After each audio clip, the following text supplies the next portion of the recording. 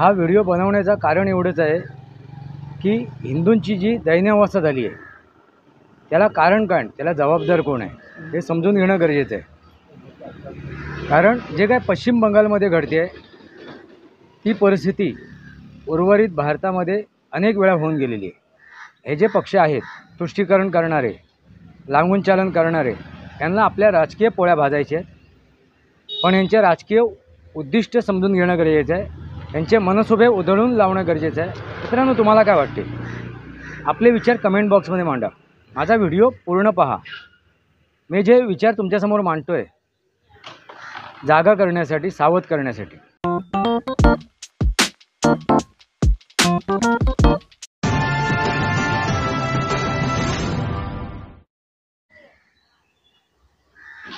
नमस्कार मित्रांनो, वास्तवावर बोलू काहीतरी या शृंखलेमध्ये पुन्हा एकदा आपलं स्वागत।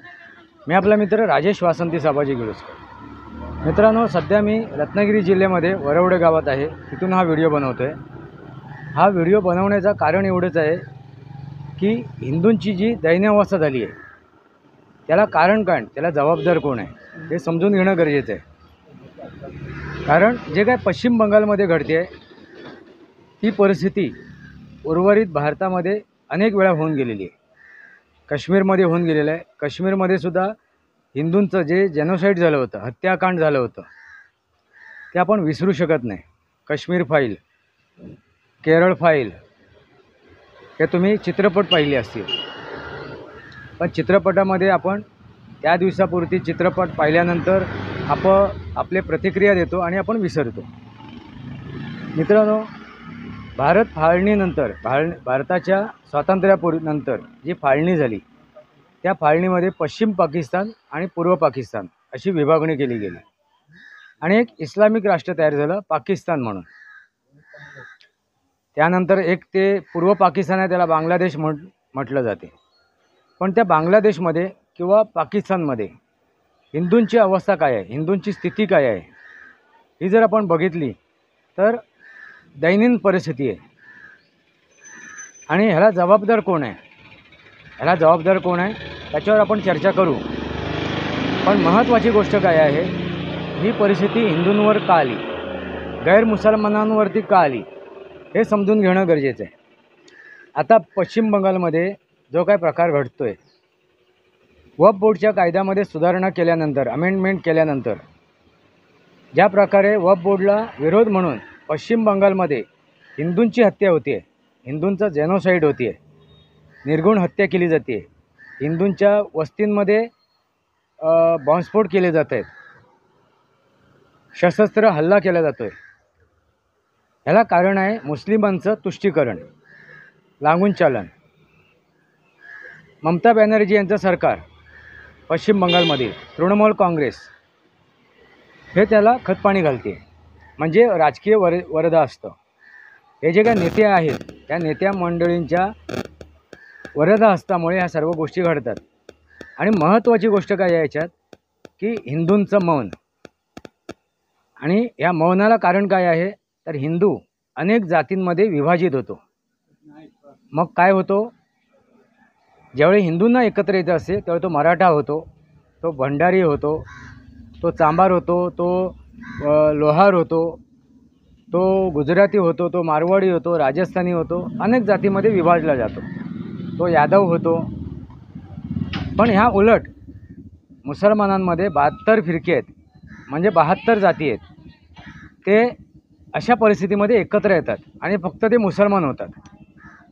हा ह्या सर्व गोष्टीमधला सर्वात महत्त्वाचा दुवा आहे आणि हे समजून घेणं गरजेचं आहे। मुसलमान यांची एकी ही इस्लामिकरणामुळे, ही अल्लामुळे आहे। अल्लाच्या नावावरती, इस्लामिक विषयाच्या नावावरती मुसलमान एकत्र होतो आणि याचा फायदा उचलण्यासाठी, त्यांचं एकगठ्ठ मतदान मिळवण्यासाठी हे जे पक्ष आहेत, संघटना आहेत, म्हणजे ममता बॅनर्जी यांचा पक्ष तृणमूल काँग्रेस, उद्धव ठाकरे यांचा पक्ष उभाठा, शरद पवारांचा शरदचंद्रजी पवार राष्ट्रवादी काँग्रेस, काँग्रेस पक्ष, त्या आम आदमी पार्टीचा पक्ष, अखिलेश यादवची समाजवादी पार्टी, बहुजन समाज पार्टी, हे अनेक जे पक्ष आहेत हे मुसलमानांचं तुष्टीकरण करण्यासाठी, लागून चालन करण्यासाठी पुढे सरसावतात. त्याला कारण का, त्यांचं एक गठ्ठा मतदान त्यांना मिळावं आणि त्यांना माहिती आहे की हा एक गठ्ठा मतदान आम्ही देतोय, मग आम्ही काही केलं तरी आम्हाला माफ आहे.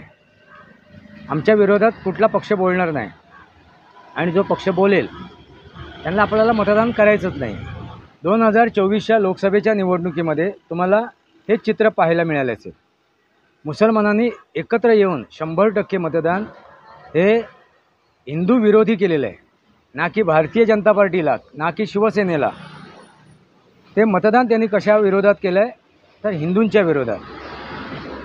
कारण भारतीय जनता पार्टी असो किंवा शिवसेना, मूळ शिवसेना म्हणजे एकनाथ शिंदे यांच्यासोबत असलेली शिवसेना, या पक्षाच्या विरोधात मतदान करण्याचं कारण का, तर ते हिंदूंचं समर्थन करतात म्हणून त्यांचा विरोध.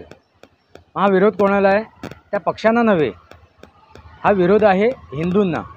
मग हिंदू कधी समजणार, कधी एकत्र येणार? पश्चिम बंगालमध्ये जी अवस्था झालेली आहे आणि हे का घडते आहे, हे जेनोसाईड का होते आहे, हे हत्याकांड का होते आहे, काही कारण नाही. याच्यामागे एकच आहे, वक्फ बोर्डचा कायदा रद्द करणं, वक्फ बोर्डच्या कायद्यामध्ये अमेंडमेंट करणं, त्याच्यामध्ये फेरबदल करणं, फेरफार करणं. जो कायदा जाचक होता, हिंदूंना जाचक होता, जो कायदा गैरमुसलमानांना जाचक होता, त्या कायद्यामध्ये अमेंडमेंट करणं, फेरफार करणं, हे त्यांच्या आता पोटात पोटशूट उठलेलं आहे. कारण ह्या कायद्यामुळे बोट ठेवेल तिथे त्यांची जागा, आणि मग त्या जागेची मालकी हक्क दाखवण्यासाठी आपल्याला कुठे जायला पाहिजे, वक्फ बोर्डकडे. चोर चोरी करणार आणि न्याय मिळवायला कुठे जायचं, चोराकडेच. तो न्याय कसा मिळणार? आणि त्यासाठी ह्या कायद्यामध्ये अमेंडमेंट करण्यात आलं, या कायद्यामध्ये संशोधन करण्यात आलं आणि राष्ट्राच्या भल्यासाठी संविधानाप्रमाणे त्याच्यात फेरबदल करण्यात आले, आणि ही गोष्ट त्यांना मान्य नाही आहे. पण हा वक्फ बोर्ड कायदा आणला कोणी, काँग्रेसने. याच्या मागचं कारण का, तर आपली राजकीय पोळी भाजणं. पण ही सर्व गोष्ट समजणार कोण, कुठला हिंदू समजणार? त्या जातीमध्ये विभागलेला मराठा, आता हे मराठा आरक्षणावरून जो राळ उठवली गेली, तो मनोज जरांगे जो उपोषणाला बसला होता, त्याच्या मागे कारण काय? मराठा समाजामध्ये जो तथाकथित मराठा समाज आहे, मराठा ही मुळात जातच नाही आहे, त्याचा इतिहासात कुठेच उल्लेख नाही आहे. मराठा, महाराष्ट्रात राहणारा तो मराठा, मराठी भाषा बोलणारा तो मराठा. आणि ही ओळख कोणी दिली? मुसलमानाने दिली. मराठा ही ओळख मुसलमानांनी दिली. 18 पगड जातीला मराठा ही जातच अस्तित्वात नाही आहे. पण आता जय मराठा, 1,00,000 मराठा असो, तर आपल्या मराठ्यांवरती विषय होत नाही आहे. विषय काय होतं आहे? हिंदूंवरती, हिंदूंचं विभाजन. आणि या विभाजनामुळेच पाकिस्तानमध्ये लोकसंख्या घटली, नामशेष झाला, अफगाणिस्तानामधून समूळ नष्ट झाला. आणि पश्चिम बंगालमध्ये तुम्ही बघितलंच, तो उठाव जो झाला आणि सरकार उलथवलं, त्याला कारण काय, तर सरकार उलथवणं होतं. पण जेनोसाईड कोणाचं झालं? हिंदूंचं. हत्याकांड कोणाचं झालं? हिंदूंचं. घरं कोणाची लुटली गेली? हिंदूंची. आया बहिणींची इज्जत कोणाची लुटली गेली? हिंदूंची. आता वक्फ बोर्डच्या निमित्ताने हिंदूंच्या आया बहिणीची इज्जत लुटली जाते आहे, त्यांची हत्या केली जाते. वक्फ बोर्डचं आणि हिंदूंशी काही संबंध नाही. मग ही परिस्थिती का निर्माण झाली? याला निमित्त कोण, कारण कोण या परिस्थितीला? हिंदू आहे. कारण हिंदूंमध्ये एकी नाही आहे, हे सर्वात मोठं दुर्दैव आहे.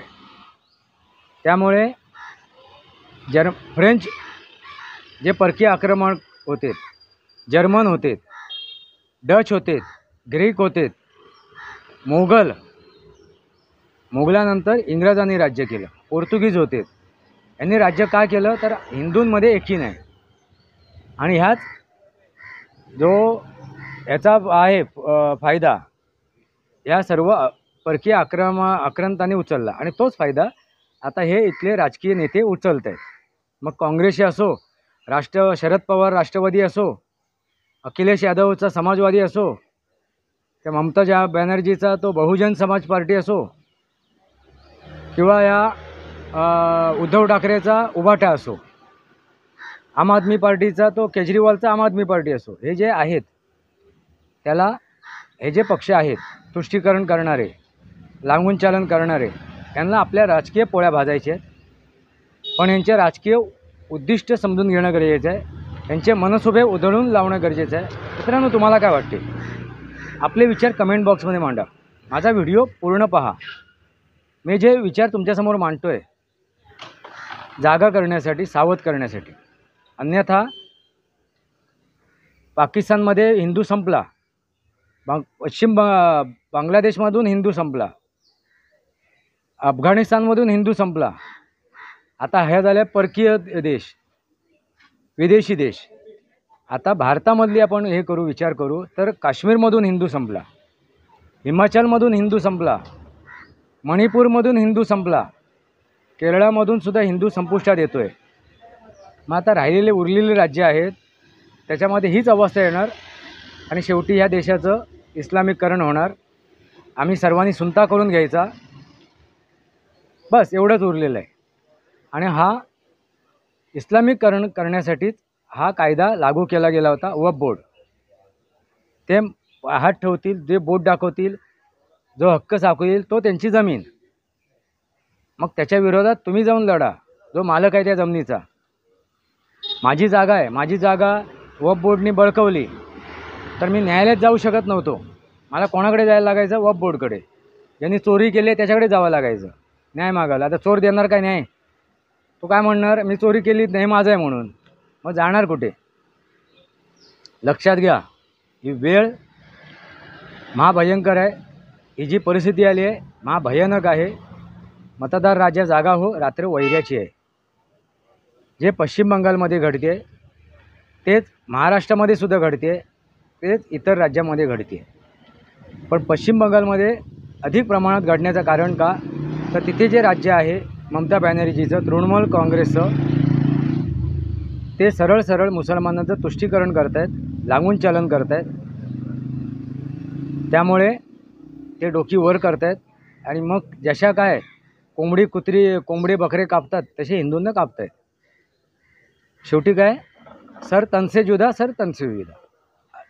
जागे व्हा, अन्यथा सुनता करून घ्या. इस्लामीकरणाला स्वागत करा. इच्छा तुमची आहे. वास्तवावर बोलू काहीतरी या माझ्या शृंखलेला सबस्क्राईब करा, बेल आयकॉन दाबा. माझे विचार पडसे लाईक करा. आपले विचार कमेंट बॉक्समध्ये मांडा. तुर्तास इतकंच. भारत माता की जय. वंदे मातरम. जय भारत, जय महाराष्ट्र, जय सनातन.